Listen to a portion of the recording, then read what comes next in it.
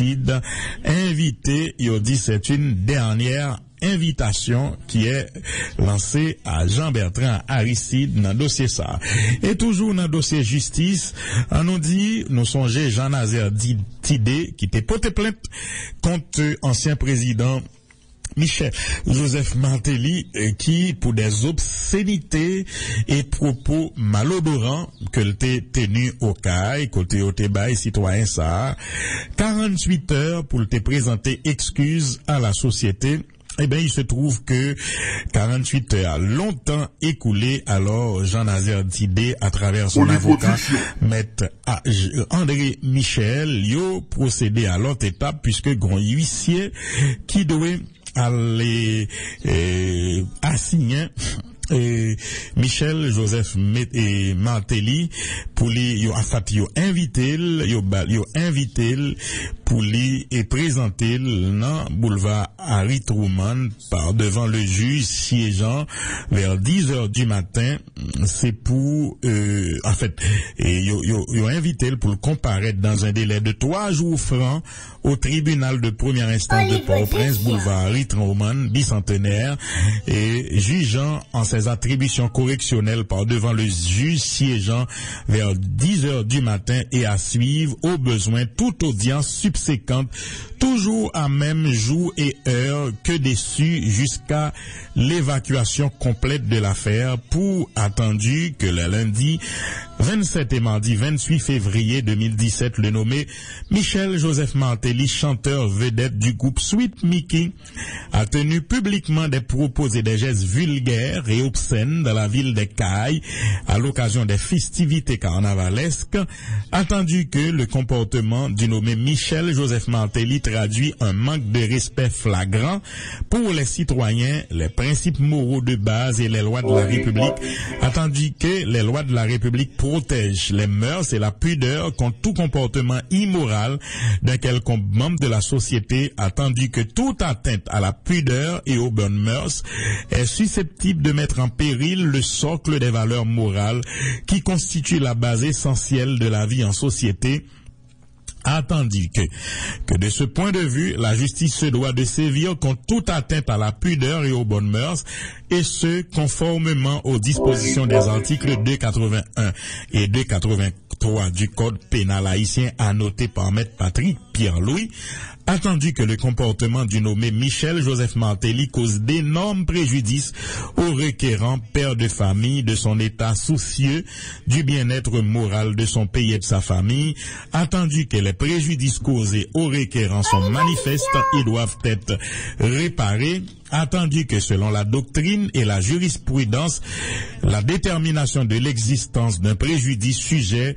à réparation appartient souverainement au juge du fond, attendu que toute partie qui succombe en justice supporte les dépenses par ses causes et motifs, et tout autre à suppléer de droit d'office d'équité en plaidant ou par telle mémoire explicatif à déposer ultérieurement, voire le tribunal correctionnel à accueillir l'action du requérant pour être juste fondé, reconnaître constant les délits d'attentat aux mœurs et d'outrage public à la pudeur reprochés aux cités, dire que le nommé Michel Joseph Martelly et son groupe Sweet Mickey sont interdits de performer en public comme en privé sur toute l'étendue du territoire national pendant une durée de 10 ans, conformément à l'article 9 du Code pénal, dire que le nommé Michel Joseph Martelly ne pourra occuper aucune fonction élective pendant les 10 prochaines années, ordonner qu'il soit placé dans un centre psychiatrique ou psychologique de redressement pendant 3 ans après avoir purgé la peine requise par le ministère public, le condamné à 5000 goudes de réparation au profit du requérant pour les graves préjudices moraux, le condamné aux frais et dépenses de la procédure. Ce sera justice à ce que monsieur Michel Joseph Martelly, en prétexte ignorance, je lui ai, étant et parlant comme déçu, laissé copie du présent exploit dont acte il est apposé tant sur l'original et la copie, le timbre justice pour tout requis par la loi huissier qui est déposé, et question ça, et la caille Joseph Michel Martelly. Donc c'est ça. Et l'autre point d'actualité a gagné la Fédération nationale des maires d'Haïti qui écrit Cholzer Chancy, président de la Chambre des bureaux des députés en ses bureaux.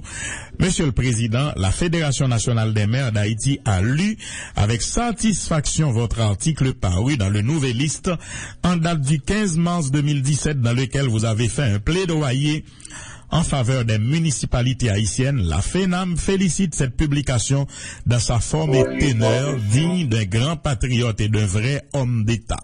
Honorable député, votre argumentaire prouve combien vous maîtrisez la question et êtes préoccupé par le traitement que lui donnent les gouvernements qui se sont succédés en Haïti. Les statistiques disponibles sur les finances municipales pour l'ensemble du territoire décrivent une situation chaotique. Moins d'1 milliard de gouttes de recettes pour les 140 communes, dont 95% sont collectées par 6 municipalités de la zone métropolitaine de Port-au-Prince, c'est-à-dire 134 d'entre elles ne gagnent ensemble que 5%. Cette injustice doit cesser. La Constitution amendée de 87 reconnaît que nous vivons dans une république unitaire et décentralisée. Pourtant, depuis 30 ans, il n'existe aucune politique publique visant à rendre effectif la décentralisation.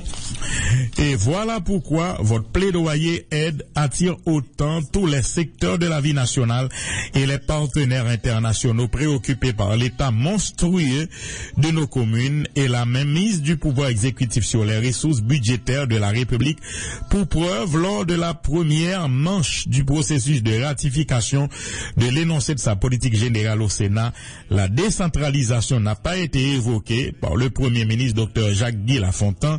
Pire encore, mis à part l'intervention du sénateur d'Enip, l'honorable Francnet Denius, aucun des pairs conscrits ayant gravi la tribune n'a effleuré la question. La FENAM reste persuadée quant à une réparation des torts causés à nos municipalités et dénonce la centralisation des ressources budgétaires entre les seules mains du pouvoir exécutif, renforçant du même coup l'incapacité des communes à servir leurs citoyens et citoyennes. La Fédération croit opportun de vous indiquer quelques grands axes à partager avec vos collègues de l'Assemblée sur lesquels le Premier ministre nommé et son cabinet doivent prendre des engagements fermes. 1. Une réforme urgente des finances locales, révision et actualisation des textes de loi traitant des finances locales. 2. La généralisation des projets de mobilisation fiscale, programme d'amélioration des finances publiques municipales et PAFIFPOUM initié par le ministère de l'Intérieur et des collectivités territoriales en collaboration avec la FENAM sur l'ensemble du territoire pour assurer l'autonomie financière des communes. 3. Le financement public des collectivités territoriales à hauteur de 5% du budget national à partir de la prochaine loi des finances rectificative. 4. Une compensation financière exceptionnelle pour les communes du Grand Sud et celles des autres départements ravagés par Mathieu. 5. La mise en place des organes indirects des collectivités territoriales, assemblées municipales, conseil départemental, conseil interdépartemental. 6. L'application scrupuleuse de l'arrêté visant l'optimisation de l'utilisation du fonds de gestion et de développement des collectivités territoriales et sa soumission au strict respect des lois qui le régissent. 7. La création d'un fonds d'investissement local. 8. La loi sur la fonction publique territoriale. 9. La loi sur les compétences des communes. 10. La création de la police municipale. 11. La délimitation territoriale, redécoupage territorial plus rationnel. 12. L'implication des collectivités dans la prévention et la gestion des risques et des as. 13. La tenue régulière des élections municipales et locales. L'application de ces propositions contribuera, sans l'ombre d'un doute, à placer Haïti sur la voie de la bonne gouvernance et du développement durable, puisqu'elle aura la vertu d'assurer 2 grandes choses. 1. L'inclusion des communes et des sections communales dans le partage des responsabilités et des ressources entre les différentes créations et émanations de l'État. une solidarité territoriale certaine, tout en vous remerciant d'avoir pris fait et cause des municipalités. La Fédération des maires d'Haïti vous encourage avec ce même élan patriotique à convaincre vos pairs dans cette démarche citoyenne en faveur d'une décentralisation réelle et effective. La FENAM saisit l'occasion pour vous renouveler, honorable président, l'expression de ses salutations patriotiques. Jude-Édouard Pierre, président de la FENAM, maire de Carrefour, qui voyait correspondant ça pour le féliciter et président chambre député à le fait que non la presse dans ce maintenant l'été sorti vraiment un gros plaidoyer en faveur des communes. Et puis l'autre point dans l'actualité a gagné réseau national de défense des droits humains, gagne commission épiscopale nationale justice et paix, gagne centre d'analyse et de recherche en droits de l'homme, plateforme des organisations haïtiennes et des droits humains, qui dit étonné pouvoir Jovenel Moïse décider pour pas renouveler mandat expert indépendant et l'ONU sur la situation des droits de l'homme en Haïti. Déclaration des organisations de promotion et de défense des droits humains en support au renouvellement du mandat de l'expert indépendant sur la situation des droits de l'homme en Haïti. Nous, organisation de promotion et de défense des droits humains, signataires de la présente note, avons appris avec stupéfaction que l'actuel exécutif a décidé de ne pas soutenir le renouvellement du mandat de l'expert indépendant sur la situation des droits de l'homme, motif pris de ce que Haïti a besoin de reprendre son indépendance vis-à-vis des autres pays. Nous tenons à attirer l'attention de tous sur le fait que le mécanisme selon lequel l'expert indépendant analyse la situation générale des droits humains dans le pays avant de présenter par devant le Conseil des droits de l'homme des Nations Unies un rapport circonstancié assorti de recommandations ne constitue en rien une menace pour l'indépendance du pays, largement ébranlée par les décisions prises par les autorités étatiques de ne pas allouer un montant suffisant à la réalisation des droits sociaux, économiques et culturels, de faire la sourde oreille à la cherté de la vie et aux conditions générales de détention, de pratiquer la politique de l'autruche vis-à-vis des femmes et des filles victimes de vos violences sexo-spécifiques partout dans le pays. Nous considérons que toute décision de la part de l'exécutif de ne plus soutenir le mandat de l'expert indépendant sur la situation des droits de l'homme en Haïti devrait être prise au terme de consultations auprès des organisations de la société civile. Nous estimons que ce mécanisme important pour le pays est apte à forcer les autorités à prendre des engagements formels pour l'amélioration de la qualité de la vie en Haïti. C'est pourquoi nous entendons manifester notre inconditionnel appui au renouvellement du mandat de l'actuel expert indépendant sur la situation des droits de l'homme en Haïti pour l'année 2017, le sieur Gustavo Gayon, qui a joué un rôle important dans le plaidoyer et a abouti à la reconnaissance par l'Organisation des Nations Unies de l'implication des soldats onusiens dans la propagation du choléra en Haïti. Par ailleurs, nous accueillons positivement la décision du gouvernement de désigner un ministre aux droits de l'homme au sein du prochain cabinet. Néanmoins, nous pensons que le travail du ministre et celui de l'expert indépendant sur la situation des droits de l'homme en Haïti ne sont en aucune façon dissociables. Au contraire, il s'agit là de deux autorités qui sont de nature à se compléter. En outre, le renouvellement du mandat de l'expert indépendant pour une année supplémentaire permettra de mieux définir de quelle façon le gouvernement haïtien continuera à collaborer avec le Haut Commissariat des Nations Unies aux droits de l'homme, notamment dans un contexte socio-politique et économique difficile où le retrait de la mission des Nations Unies pour la stabilisation en Haïti semble déjà décidé. Conséquemment, nos organisations signataires de la présente note exhortent l'exécutif à appuyer le renouvellement du mandat de l'expert indépendant Gustavo Gayon tout tout en l'assurant de notre volonté à collaborer avec les autorités haïtiennes afin de construire une société respectueuse des droits de chaque citoyen. Donc c'est comme ça organisation et doit moun yo ouais question yo penser on moun qui quoi Gustavo Gayon qui t'est aidé pour le faire Nations Unies reconnaître responsabilité yo dans l'introduction du choléra en Haïti. On est comme ça mandat li doit renouveler. Et puis il y a la CNSA qui tirait la sonnette d'alarme pour 7 départements dans le pays, li pensé qui exposé qui est pouvoir d'achat non situation de grande détérioration.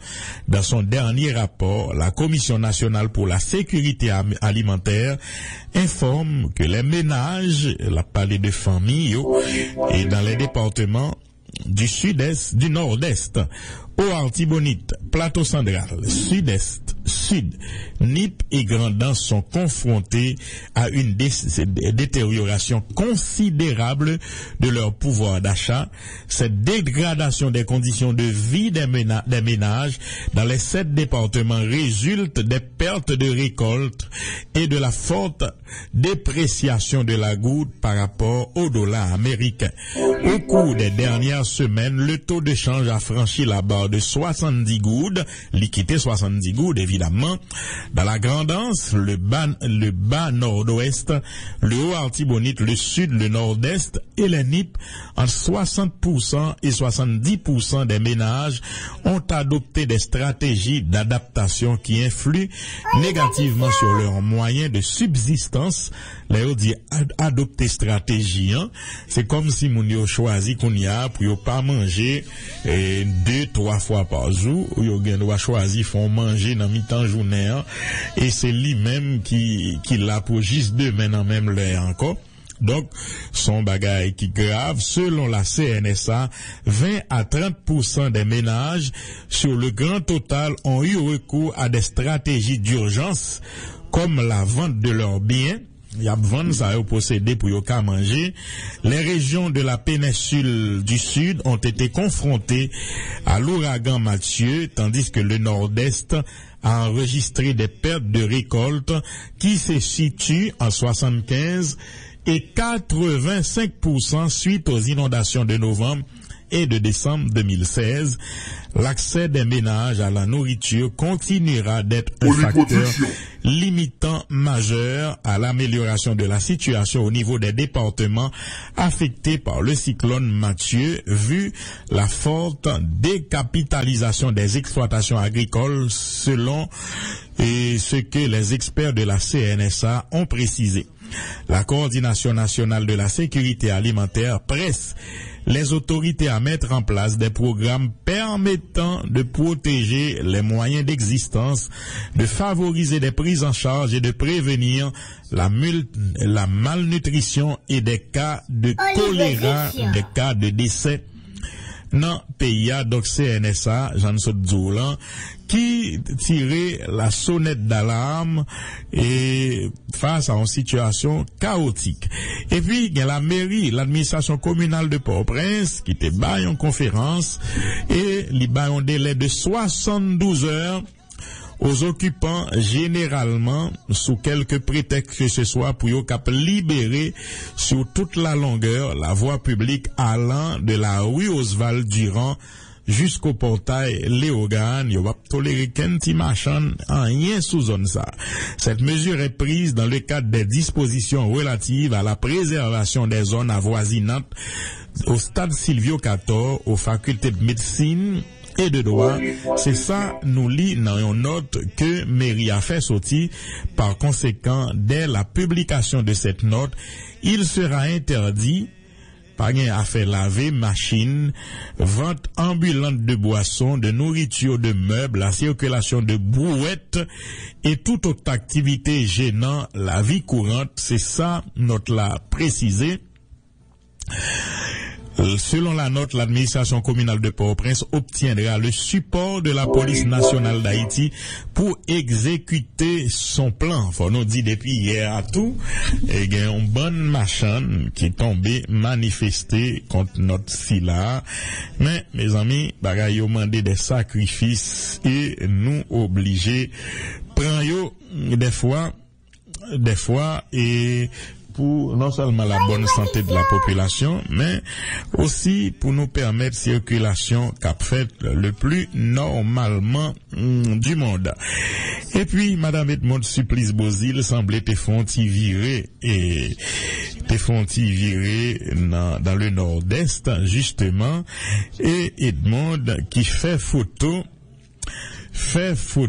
Jardin Banane et Jovenel là, pour le dire, liwe et jardin tombé net, pas un jardin du tout, et il dit, c'est pas sérieux du tout, président Jovenel, côte, banane, et ban jardin banane, ou t'as fait réclame pour yo pendant campagne, et c'est ça, n'a regardé ti photo après, et de monde qui écrit président Jovenel, m'passé dans jardin au matin, qu'on sort quitter banane ou mourir, tout comme ça, passé, qui côté l'aller, mes amis, ou quoi n'a chapé, c'est ça, Edmond écrit, et Edmond Supplice Bozil, qui dit, il t'est passé, dans jardin banana, liwe, c'est désolation.